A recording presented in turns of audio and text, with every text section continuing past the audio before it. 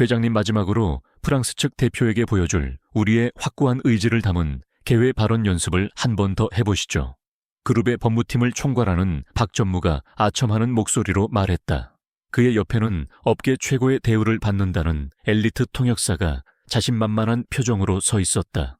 장태훈 회장은 비서가 건넨 서류를 받아 들었다. 그 위에는 통역사가 준비한 존중과 오랜 파트너십에 대한 열망을 담았다는 프랑스어 문장이 적혀 있었다. 그는 프랑스어는 잘 몰랐지만 중요한 협상에서는 상대방의 언어로 첫인사를 건네는 것이 그의 원칙이었다. 그는 헛기침을 한 번 하고 서툰 발음으로 문장을 읽어 내려갔다. Il faut patrouiller le fer. 펜던 길레초. 그의 발언이 끝나자 박 전무와 다른 임원들은 일제히 박수를 치며 찬사를 보냈다. 완벽하십니다, 회장님. 분명 프랑스 측에서도 회장님의 진심을 알아줄 겁니다. 하지만 그 순간 회의실 구석에서 낡은 서류 카트를 붙잡고 서 있던 베아린의 피가 차갑게 식는 것 같았다. 그녀의 귀에 들린 그 문장. Il faut patrouiller le fer pendant qu'il est chaud. 쇠는 다궈졌을 때 두드려야 한다.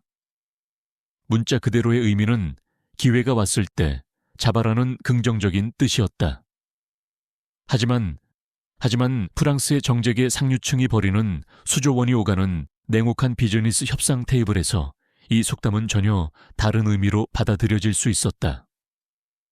그것은 상대를 얕잡아보고 더 생각할 시간 따위는 주지 않겠다. 지금 당장 결정해라고 압박하는 공격적이고 무례한 뉘앙스를 담고 있었다. 장기적인 신뢰관계를 구축하려는 이 자리에서 이 문장은 최악의 선택이었다. 아리는 온몸이 얼어붙었다.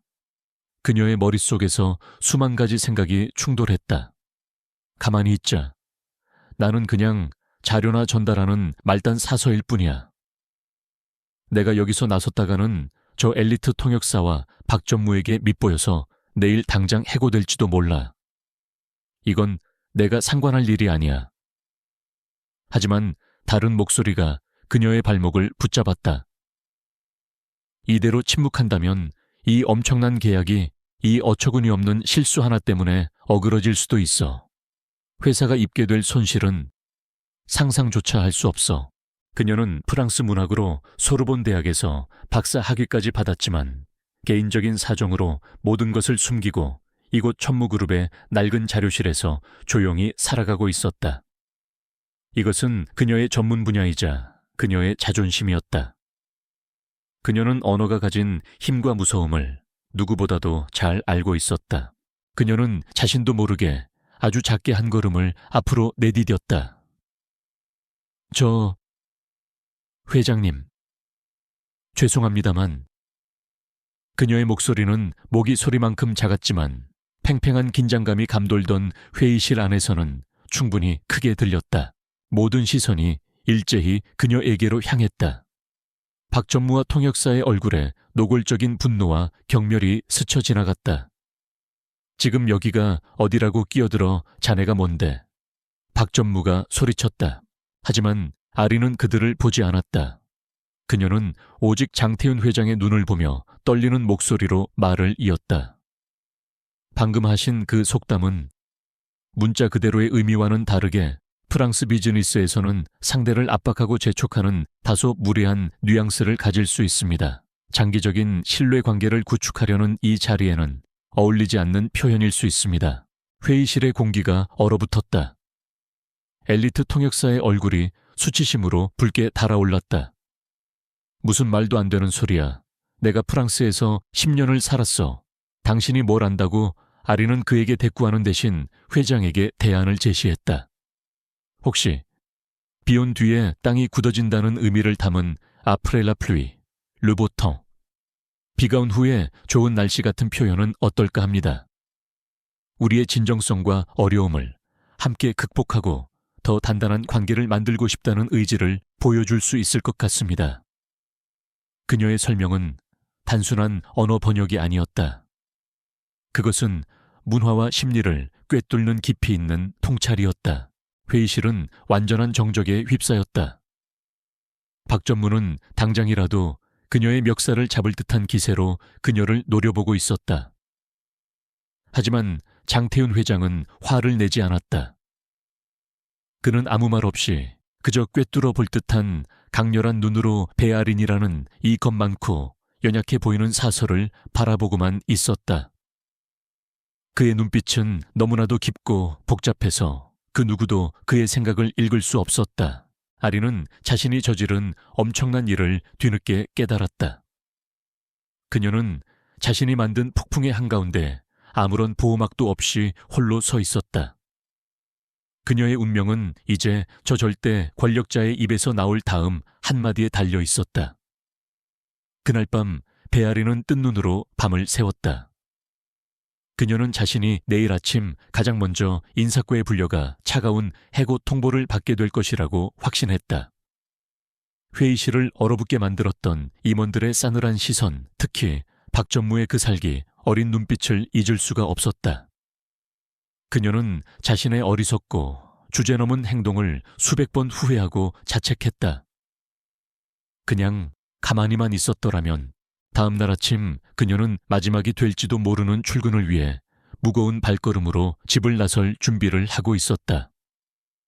바로 그때 그녀의 낡은 휴대폰이 울렸다. 모르는 번호였다.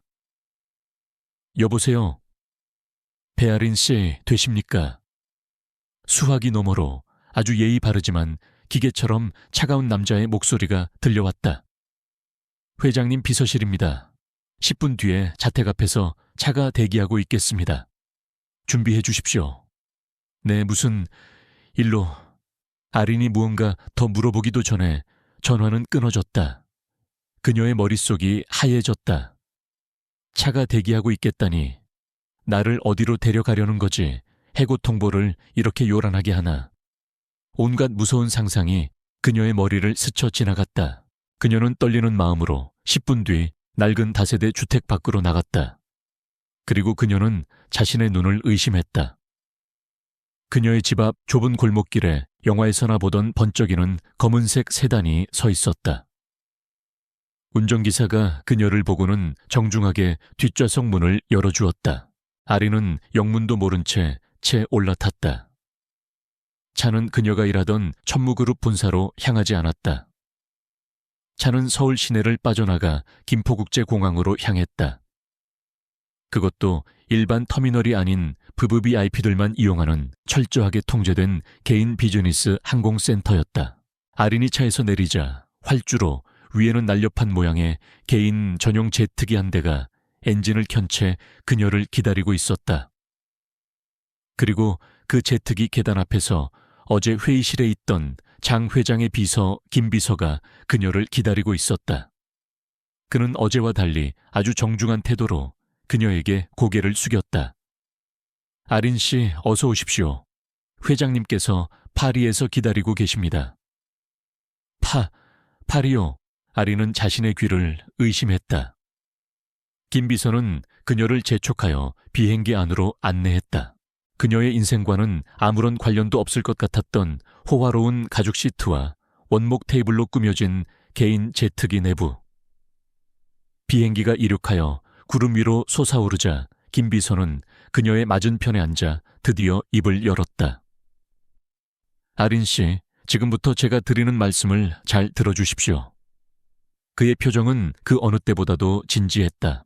그는 현재 천무그룹이 처한 상황에 대해 설명하기 시작했다. 프랑스 기업과의 계약은 단순한 인수합병이 아니라 그룹의 미래가 걸린 전쟁이라는 것. 그런데 그 전쟁에서 아군 내부에 적에게 정보를 흘리는 두더지, 즉 내부 첩자가 있는 것 같다는 것이었다. 회장님께서는 우리 팀 내부에 경쟁색에 정보를 넘기는 스파이가 있다고 확신하고 계십니다. 김 비서는 어제 있었던 프랑스 속담 사건을 언급했다. 어제 그 속담은 너무나도 치명적인 실수였습니다. 그 통역사는 업계 최고 실력자입니다. 그가 그런 초보적인 문화적 실수를 저질렀다는 것은 말이 안 됩니다. 누군가 의도적으로 그에게 잘못된 정보를 주어 회장님과 우리 그룹 전체에 망신을 주고 협상을 깨뜨리려 한 것이 분명합니다. 그의 시선이 아린에게 향했다. 그래서 회장님께서는 지금 아무도 믿지 못하십니다. 어제 당신을 제외하고는요. 저, 말씀이신가요? 회장님께서는 당신의 능력이 필요합니다. 단순히 프랑스어를 할 줄 아는 능력이 아니라 언어 속에 숨겨진 문화와 역사의 맥락을 읽어내는 당신의 그 깊이 있는 지식 말입니다. 그녀의 임무는 통역사가 아니었다. 그녀는 회장의 비밀 병기, 그의 눈과 귀, 그리고 문화적 나침반이 되어야 했다. 그녀는 모든 대화와 서류, 심지어 상대방의 작은 제스처 하나하나에 담긴 숨겨진 의미를 분석하고 적들이 파놓은 함정을 찾아내어 회장에게 보고해야 하는 막중한 임무를 받게 된 것이다. 아린은 완전히 압도당했다.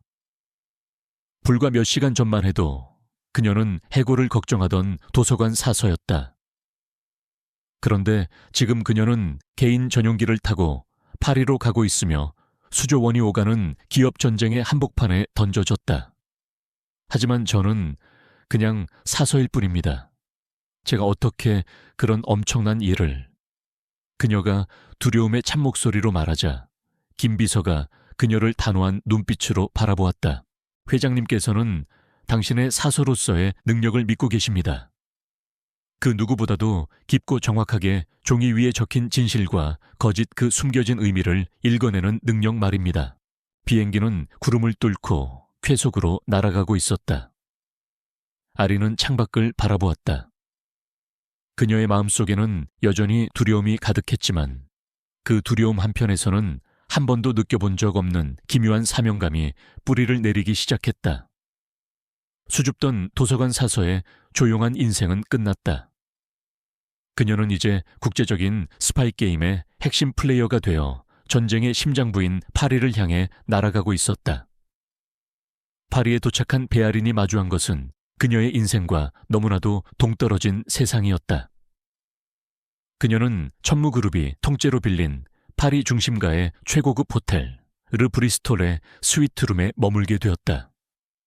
그곳은 천무그룹의 파리 현지 임시작전 본부로 사용되고 있었다. 장태윤 회장과 그의 팀은 이미 치열한 전략회의를 벌이고 있었다. 아린은 김 비서의 안내에 따라 조용히 회의실로 들어섰다. 그녀는 이제 더 이상 사서가 아니었다. 그녀의 새로운 신분은 김 비서의 개인 업무를 돕는 임시 보조원. 서류를 정리하고 커피를 내오는 것이 그녀의 공식적인 임무였다. 법무팀의 박 전무는 그녀를 보고 경멸이 담긴 콧방귀를 뀌었다.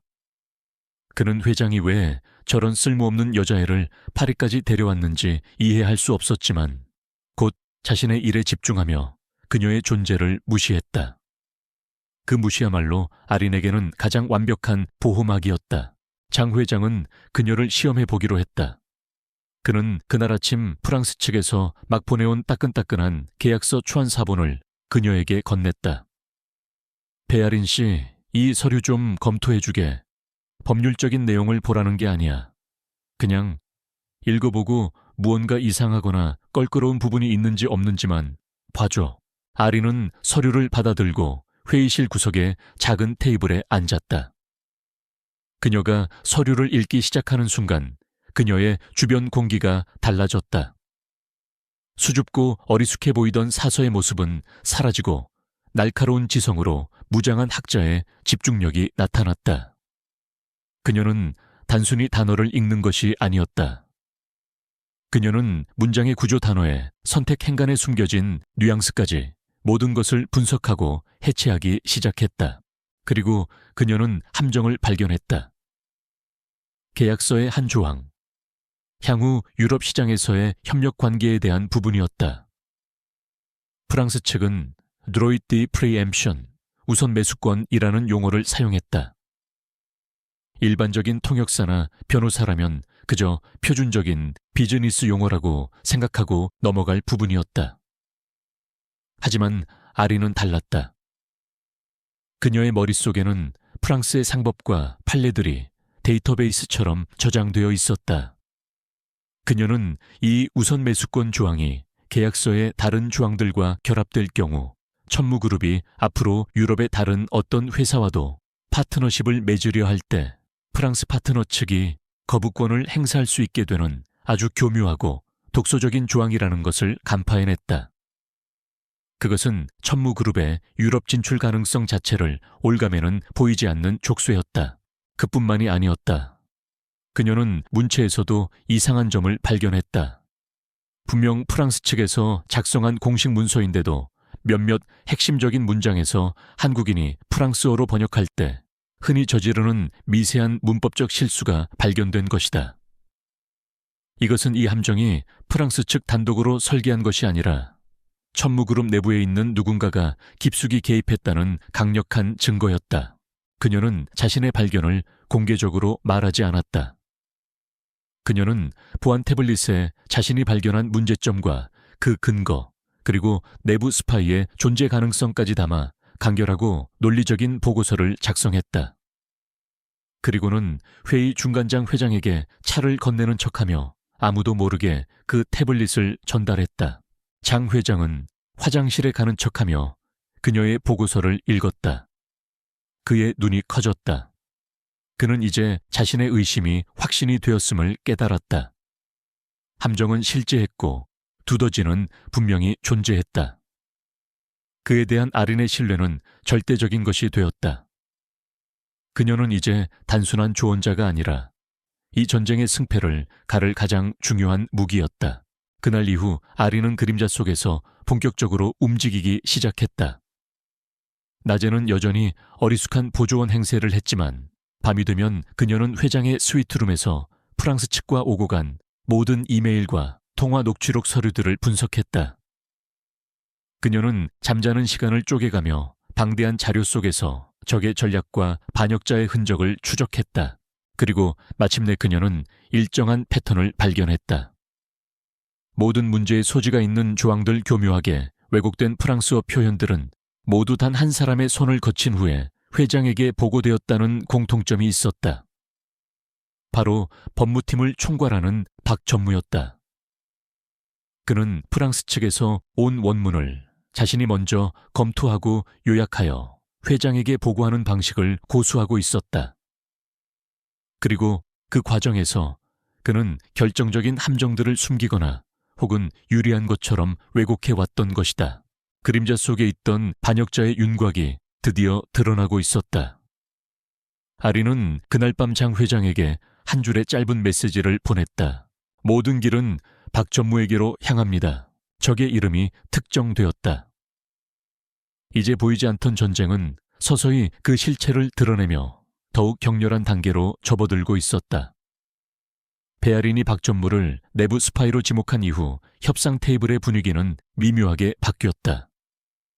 장태윤 회장은 더 이상 박 전무가 요약해주는 보고서에 의존하지 않았다. 그는 프랑스 측에서 온 모든 원문 서류를 베아린에게 직접 검토하게 했다.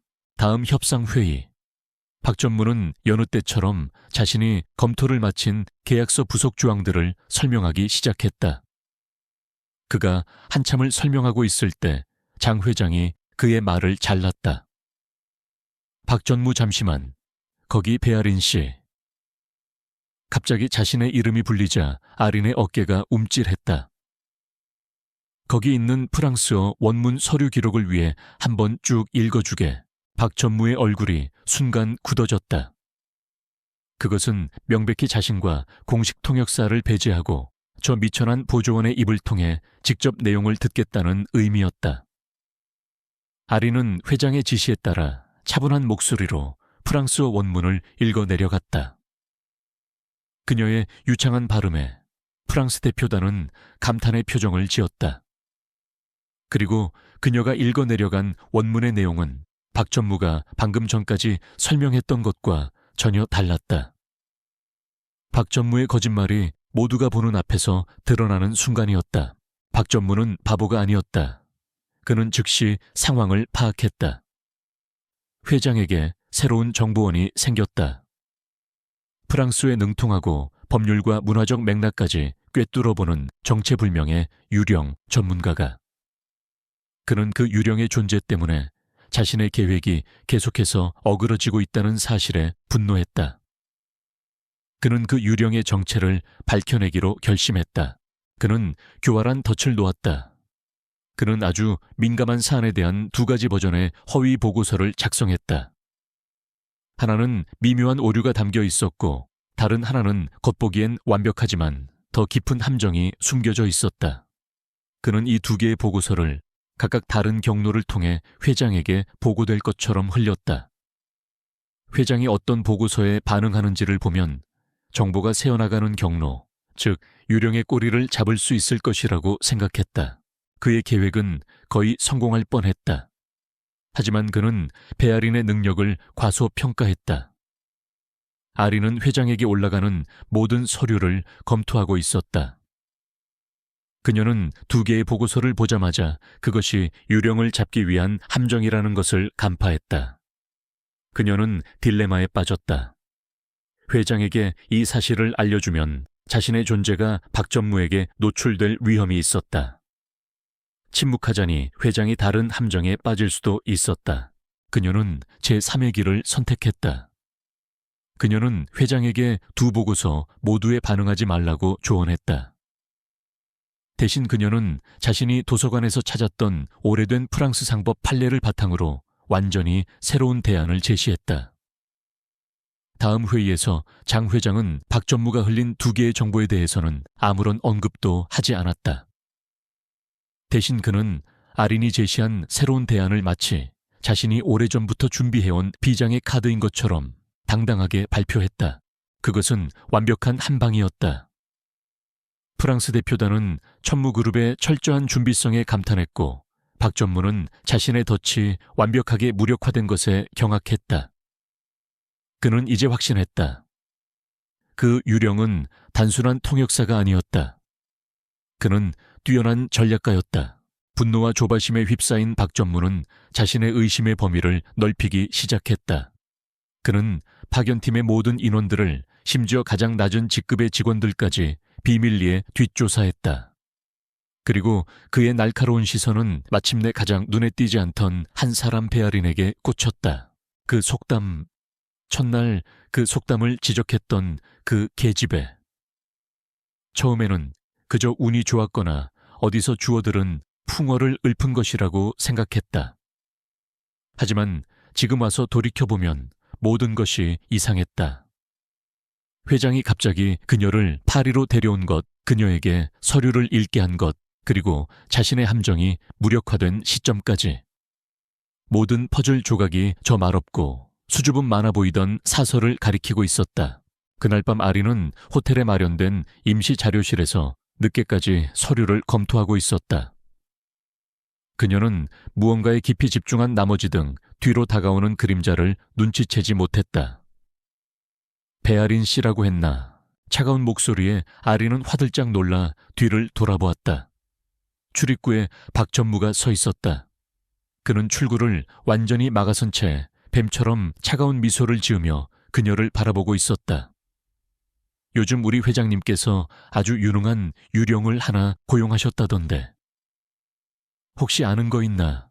그의 목소리는 부드러웠지만 그 안에는 날카로운 살기가 담겨 있었다. 반역자가 마침내 자신의 적을 찾아낸 것이다. 보이지 않던 전쟁은 끝났다. 이제는 얼굴을 마주한 더 직접적이고 위험한 싸움이 시작될 참이었다.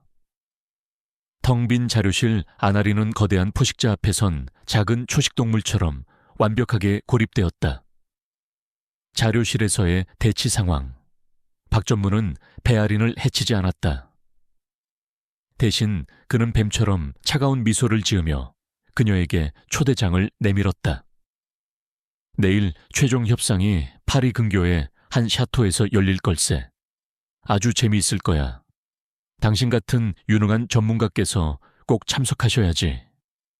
회장님 바로 곁에서 말이야. 그것은 명백한 협박이자 경고였다. 그는 아린을 어둠 속에서 끌어내어 모두가 보는 앞에서 공개적으로 고립시키고 굴복시킬 작정이었다. 다음날 천무그룹의 팀은 파리 외곽의 고풍스러운 샤토, 즉 오래된 성에 도착했다.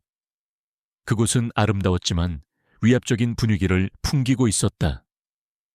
프랑스 측 대표단과 그들의 법무팀, 그리고 어느새 그들과 한편이 된 듯한 박전무가 그들을 기다리고 있었다. 분위기는 협상이라기보다는 항복을 받기 위한 의식처럼 보였다. 프랑스 측 대표인 듀부아 회장이 가죽으로 제본된 아주 두꺼운 서류 뭉치를 테이블 위에 올려놓았다. 좋기 100페이지는 넘어 보이는 계약서였다. 그는 포식자의 미소를 지으며 말했다. 이것이 우리의 최종 제안입니다. 여러 날 끌어온 협상이니만큼 오늘 끝을 봅시다. 서명할 시간은 정확히 1시간 드리지요. 그것은 함정이었다. 100페이지가 넘는 그것도 복잡한 법률 프랑스어로 쓰인 계약서를 단 1시간 만에 검토하고 서명하라는 것은 사실상 내용을 보지 말고 그냥 서명하라는 말과 같았다. 천무그룹의 법무팀은 패닉에 빠졌다. 그들은 이런 식의 압박은 예상하지 못했다. 박 전무는 의기양양한 표정으로 그 광경을 지켜보고 있었다. 그는 이 계약서 안에 그 누구도 1시간 안에는 찾아낼 수 없는 치명적인 독소 조항을 숨겨두었다는 것을 알고 있었다. 그는 이제 자신의 승리를 확신했다. 장태훈 회장은 자신의 법무팀을 한번 보고 이내 베아린을 바라보았다. 그의 눈빛은 단 하나의 메시지를 담고 있었다. 모든 것이 이제 자네에게 달렸네. 수조원의 계약 그룹의 명운, 그리고 수만 명의 임직원들의 미래가 이제 아린의 어깨 위에 놓이게 되었다. 아린은 거대한 계약서를 들고 샤토의 한쪽 구석에 있는 작은 서재로 안내되었다. 벽에 걸린 괴종 시계가 그녀에게 남은 시간이 단 60분뿐이라는 것을 무정하게 알리고 있었다. 그녀는 서재에 들어서는 순간 더 이상 수줍은 사서가 아니었다. 그녀는 자신의 모든 지식과 능력을 총동원해야 하는 학자이자 전사였다. 그녀는 첫 페이지부터 읽는 어리석은 짓을 하지 않았다. 시간이 없었다. 그녀는 자신의 전략적 사고를 이용했다. 이런 종류의 함정은 보통 가장 중요해 보이지 않는 곳, 즉 부록이나 용어 정의 혹은 면책 조항 같은 곳에 숨겨져 있다는 것을 그녀는 알고 있었다. 그녀는 그 부분부터 파고들기 시작했다. 계약서의 언어는 지뢰밭과도 같았다. 현대 프랑스어가 아닌 일부러 사람을 혼란시키기 위해 사용된 고대 법률 용어와 라틴어 문구, 그리고 복잡하고 긴 문장들로 가득했다. 하지만 바로 그곳이 그녀의 진짜 전문 분야가 빛을 발하는 순간이었다. 소르본 대학에서의 박사 과정 동안 그녀는 현대 문학뿐만 아니라 고문서와 고대 법률 체계까지 연구했었다. 그녀에게 이 계약서는 마치 암호로 가득 찬 고대의 필사본과도 같았다. 그녀는 놀라운 속도로 페이지를 넘기며 그 암호들을 해독해 나가기 시작했다. 시간은 속절없이 흘러갔다. 50분, 55분. 아린은 압박감에 숨이 막힐 것 같았다. 그녀의 눈은 맹렬하게 텍스트 위를 스쳐 지나갔다. 바로 그때 그녀의 눈이 한 조항에서 멈췄다. 불가항력 force majeure에 대한 조항. 겉보기에는 그저 천재지변과 같은 예측 불가능한 상황에 대한 양측의 책임을 규정하는 평범한 조항처럼 보였다. 하지만 그 조항에 사용된 단 하나의 단어. 나폴롱 법전이 제정되었던 1804년 이후로는 거의 사용되지 않는 아주 낡고 전문적인 법률 용어. 아린의 심장이 쿵 하고 내려앉았다. 그녀는 그 단어의 진짜 의미를 알고 있었다. 겉으로는 예측 불가능한 사태에 대한 면책처럼 보였지만 그 단어에 숨겨진 본래 의미는 계약의 한쪽이 계약 후 1년 안에 특정 목표 실적 달성이 거의 불가능한 수준을 달성하지 못할 경우 상대방은 모든 공동 소유의 특허와 기술을 몰수할 권리를 가진다는 무시무시한 독소 조항이었던 것이다. 그것은 재정적인 파멸을 평범한 법률 조항으로 위장한 완벽한 함정이었다. 찾았다. 시계는 마감까지 불과 몇 분만을 남겨두고 있었다. 아린은 독소 조항이 적힌 페이지를 움켜쥐고 서재를 뛰쳐나왔다. 그녀의 얼굴은 창백했지만 그녀의 눈은 진실을 발견한 자의 강렬한 불꽃으로 타오르고 있었다. 그녀는 샤토의 길고 긴 복도를 달려 장 회장이 결정을 내려야만 하는 운명의 협상실을 향해 달려갔다. 샤토의 웅장한 협상실. 벽에 걸린 괴종시계의 시침이 약속된 마감 시간을 불과 몇 분 앞두고 있었다. 프랑스 측의 듀부아 회장은 여유로운 미소를 지으며 장태훈 회장에게 서명을 위한 펜을 건네고 있었다. 회장님, 이제 결정을 내리셔야 할 시간입니다. 이 황금 같은 기회를 놓치실 겁니까? 장 회장의 법무팀은 식은땀을 흘리며 어쩔 줄 몰라 했고, 박 전무는 거의 승리를 확신한 듯한 오만한 표정으로 그 광경을 지켜보고 있었다. 장 회장이 막 펜을 집어들려는 순간이었다. 쾅. 회의실의 육중한 문이 거칠게 열렸다. 베아린이었다. 그녀는 숨을 헐떡이며 머리는 헝클어진 채 거대한 계약서 뭉치를 움켜쥐고 서 있었다. 회의실의 모든 시선이 그녀에게로 향했다. 박 전무는 저 멍청한 년이 감히 이 신성한 자리에 하는 표정으로 그녀를 노려보았다. 아리는 다른 사람들은 안중에도 없다는 듯 오직 장 회장을 향해 외쳤다. 그녀의 목소리는 떨렸지만 절박함과 확신이 담겨 있었다. 회장님, 서명하시면 안 됩니다. 이 계약서는 함정입니다. 그녀의 말에 듀부아 회장과 박 전무가 동시에 웃음을 터뜨렸다. 함정이라고 박 전무가 비웃었다. 저 미천한 사서가 지금 무슨 말을 하는 거지? 여기 있는 최고의 법률 전문가들도 1시간 안에 검토하지 못하는 걸 당신이 뭘 안다고 함부로 입을 놀려. 하지만 아리는 그의 비웃음에 위축되지 않았다. 그녀는 테이블 앞으로 성큼성큼 걸어 나갔다. 그리고는 계약서 뭉치를 펼쳐 불가항력 조항이 적힌 페이지를 모두가 보는 앞에 내밀었다. 그녀의 손가락이 아주 작고 평범해 보이는 한 문구를 가리키고 있었다. 그녀는 심호흡을 한번 하고 자신의 모든 지식을 동원하여 이 함정의 실체를 설명하기 시작했다.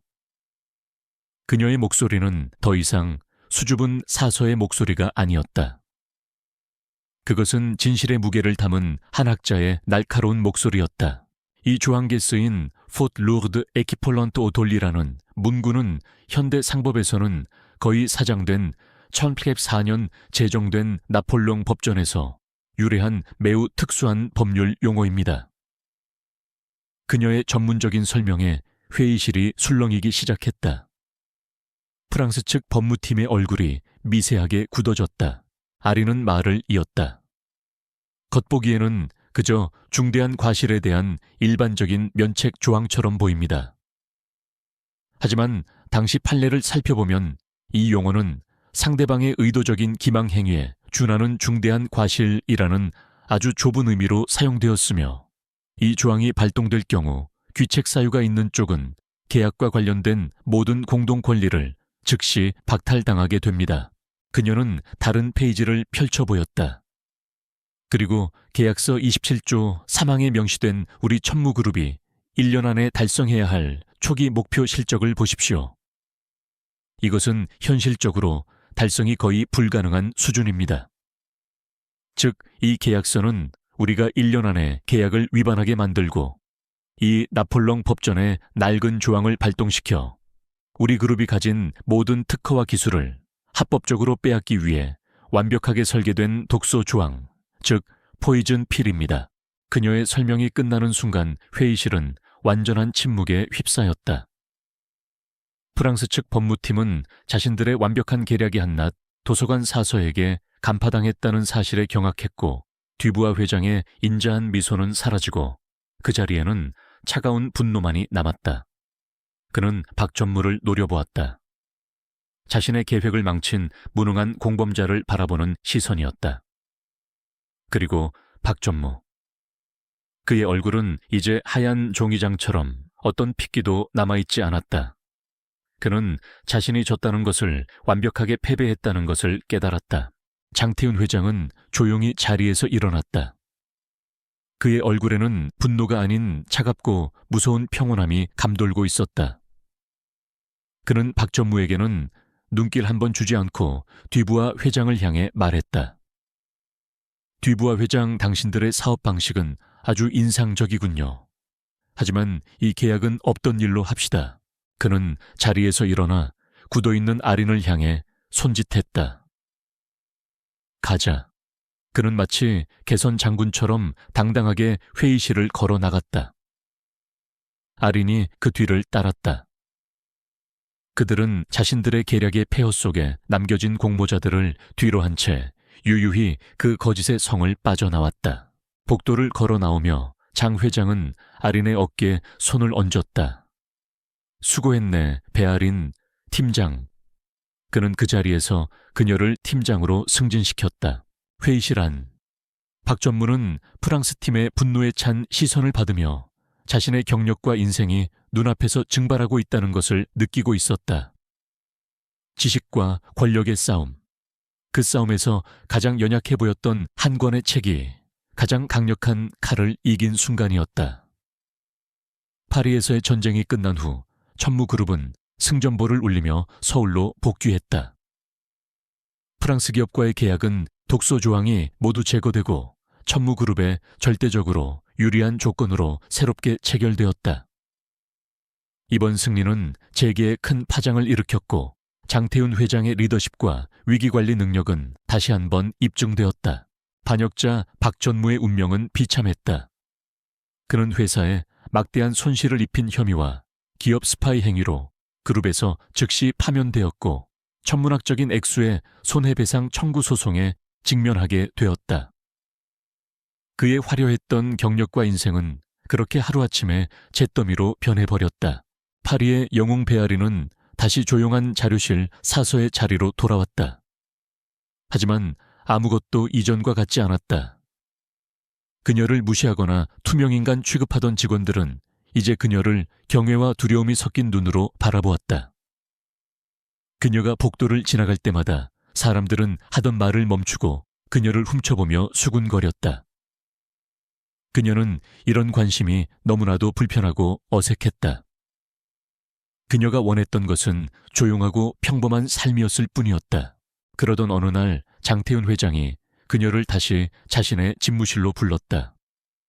이번에는 무거운 회의 분위기가 아닌 따뜻하고 부드러운 분위기였다. 배 팀장, 그동안 정말 수고 많았네. 장 회장은 그녀에게 깊은 감사를 표했다. 자네가 우리 회사를 구했지만 나는 자네를 이 전쟁터 같은 곳에 계속 붙잡아둘 수가 없네. 자네는 책과 지식의 세계에 있을 때 가장 빛나는 사람이니까. 내가 자네에게 어울리는 자리를 마련해주고 싶네. 그는 자신의 거대한 계획을 그녀에게 공개했다. 그는 그룹에 막대한 자금을 투자하여 천무문화재단을 설립할 것이라고 했다. 그 재단의 임무는 전 세계에 흩어져 있는 희귀고서와 역사적 문헌들을 수집하고 보존하며 디지털화하여 다음 세대에 전하는 것이었다. 최첨단 시설을 갖춘 도서관과 연구센터가 지어질 터였다. 그는 아린의 눈을 바라보며 진심을 담아 제안했다. 이 재단의 첫 번째 관장이 되어주게. 자네의 그 깊은 지식과 정직한 마음으로 이 세상에 사라져가는 지혜들을 지켜주는 수호자가 되어주게나. 그것은 아린이 감히 꿈조차 꿔본 적 없는 제안이었다. 대기업의 임원 자리가 아닌 자신의 열정과 전문성, 그리고 자신의 성격에 완벽하게 부합하는 자리. 조용한 세상 속에서 가장 가치 있는 일을 할 수 있는 기회. 그녀는 더 이상 망설이지 않았다.